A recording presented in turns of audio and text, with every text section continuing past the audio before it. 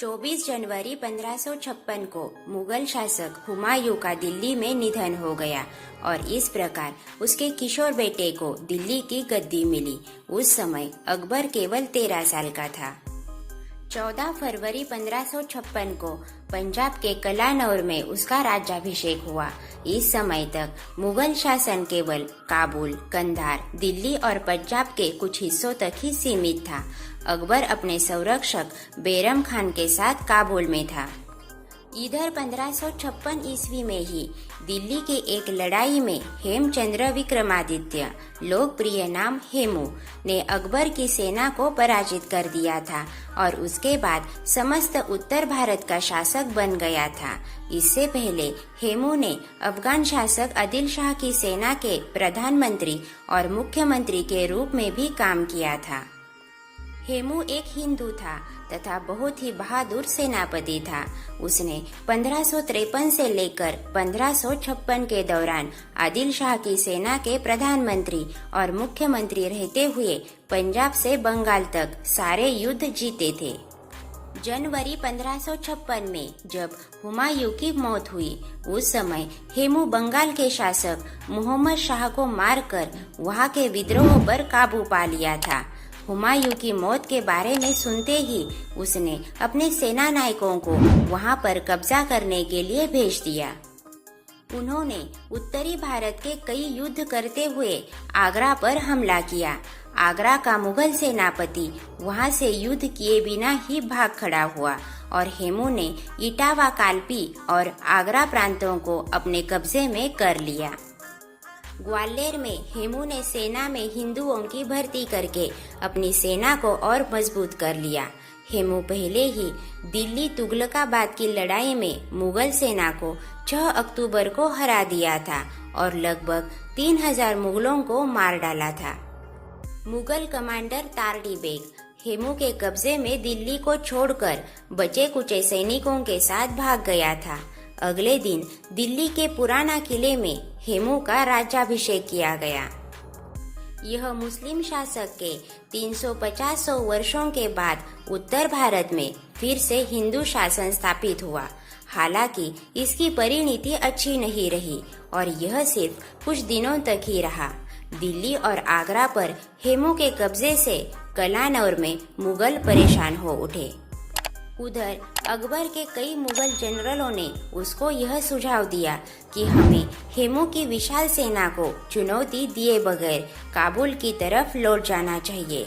अकबर का सेनापति बैरम खान इस युद्ध के पक्ष में था।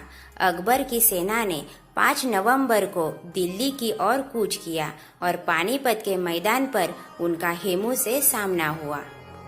ठीक 30 साल पहले इसी मैदान में अकबर के दादा बाबर ने पानीपत की पहली लड़ाई में इब्राहिम लोदी को हराया था।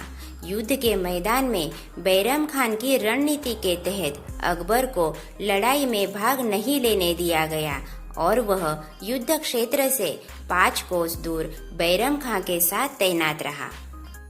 बैरम खां का मानना था कि एक 13 साल के किशोर को युद्ध के मैदान में नहीं जाना चाहिए। इसके बजाय उसने 5000 सबसे योग्य और सबसे वफादार सैनिकों के एक विशेष दस्ते के साथ लड़ाई के इलाके से एक सुरक्षित दूरी पर तैनात किया। अकबर को बैरम खान ने निर्देश दिया था कि अगर युद्ध के मैदान में मुगलों की हार हो जाती है तो वह काबुल की ओर प्रस्थान कर जाए। हेमू ने अपनी सेना का स्वयं नेतृत्व किया। वह अब तक अजेय था और उसकी पिछली सफलताओं ने उसके गर्व और घमंड को बहुत बढ़ा दिया था। उसकी सेना में 1500 हाथी, तोपखाने और 30,000 से अधिक राजपूत और अफगान अश्वारोही सैनिक थे। हेमू के पास अकबर से बहुत बड़ी सेना थी। उसके पास 1500 हाथी भी थे। हेमू इस युद्ध में बहुत वीरता पूर्वक लड़ा और प्रारंभ में मुगल सेना को नाको चने चबवा दिया। युद्ध के शुरुआत में उसे सफलता भी प्राप्त हुई, लेकिन इसे संयोग ही कहेंगे कि तभी एक तीर हेमू की एक आंख में घुस गया और वह घटनास्थल पर ही अचेत होकर गिर पड़ा। हेमू के गिरने के बाद सेना में भगदड़ मच गई और उसकी सेना भाग खड़ी हुई। मुगल सैनिकों ने हेमू को गिरफ्तार कर लिया और उसे अकबर के सामने पेश किया गया। अकबर ने उसका सिर काटकर काबुल के दिल्ली दरवाजा पर प्रदर्शन के लिए भेजा और उसके धड़ को दिल्ली के पुराना किले के बाहर लटका दिया ताकि हिंदुओं में खौफ बना रहे।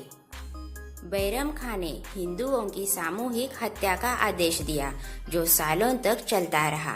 हेमू के रिश्तेदारों, करीबी अफगान समर्थकों को पकड़ लिया गया और उनको मौत की सजा दी गई।